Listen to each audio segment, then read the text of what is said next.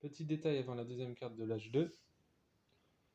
J'ai acheté le bois à mon voisin de gauche plutôt qu'à lui, car une technique de jeu est de ne jamais acheter à celui qui n'a pas beaucoup de sous, comme ça il ne fait pas grand chose de sa partie, il a des difficultés à poser ses cartes.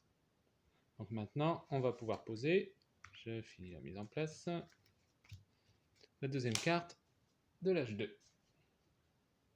Ici, qu'est-ce que j'ai? Je peux me lancer dans les vertes encore plus. Celle-là, des sous, j'en ai un minimum. Celle-là me coûterait 2 sous pour gagner 5 points. Et c'est le seul exemplaire de cette carte à 6 joueurs. Ça peut être intéressant aussi. Mais comme tu l'as gratuit à poser, c'est une verte.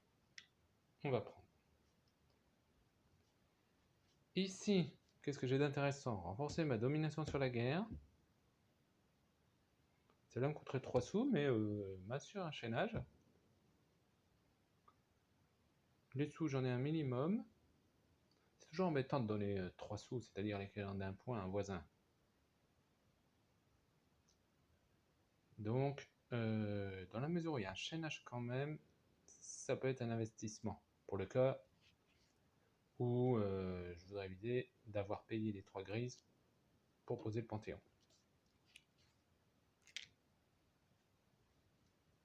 Ici, alors si je veux construire ça, il faut quand même que je fasse un minimum de vertes. Il y en a une qui est là que je peux poser. Très bien.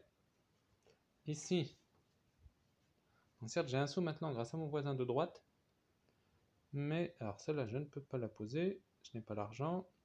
Celle-là je peux la poser si je veux commencer à taper.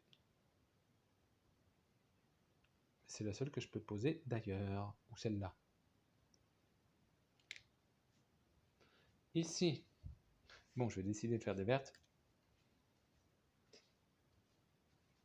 Ici, qu'est-ce que j'ai? Alors celle-là, ce qui m'évitera de payer tout le temps toutes mes grises à mon voisin, mes voisins. Celle-là pour 4 points. Ouais, celle-là me sera utile. Alors j'achèterai plutôt, dans la mesure où j'aime pas trop que mon voisin de gauche fasse des vertes, j'achèterai plutôt un sou à mon voisin de droite. Enfin, une ressource pour un sou à mon voisin de droite.